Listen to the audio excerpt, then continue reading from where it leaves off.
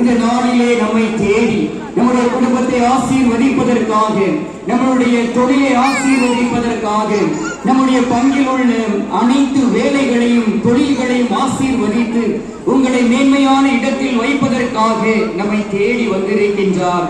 சீராக் 51வது அதிகாரம் 30வது வார்த்தையில் சொல்லப்பட்டு இருக்கின்றது, குறித்த காலத்திற்கு முன்பே உங்கள் பணிகளை செய்து முடியுங்கள், அவ்வாறாயின் குறித்த காலத்தில் ஆண்டவர் உங்களுக்கு பரிசு வழங்குவார் என்று நாம் அனைவருக்கும் வேலை செய்யக்கூடிய மனப்பக்குவத்தை கொடுத்திருக்கின்றார். நம்முடைய பிள்ளைகளுக்கு கொடுத்திருக்கின்றார்.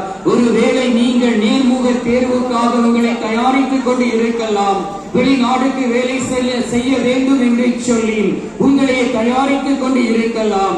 சில நேரங்களிலே நேர்முக தேர்வில் சென்று நீங்கள் தோல்வியை சந்தித்து இருக்கலாம். இந்த நேரத்திலே ஆண்டவர் சொல்லுகின்றார், என் மகனே மகளே, நீ செய்யக்கூடிய வேலைகள் எல்லாவற்றையும் நான் ஆசீர்வதிக்க போகின்றேன்.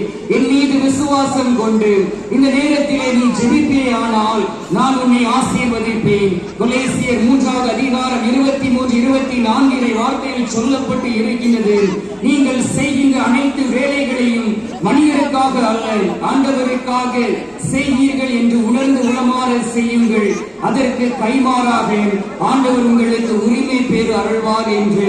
ஆம் பிரியமானவர்களே, ஆண்டவரை நோக்கி மன்றாடுவோம், நற்கருணை நாதரை நோக்கி நாம் செபிப்போம். குடும்பத்தில் ஏதாவது தடைகள் இருக்கலாம், வேலைக்கு தடை இருக்கலாம், செய்கின்ற தொழிலிலே தடை இருக்கலாம், எடுக்கக்கூடிய முயற்சிகளிலே தடை இருக்கலாம்.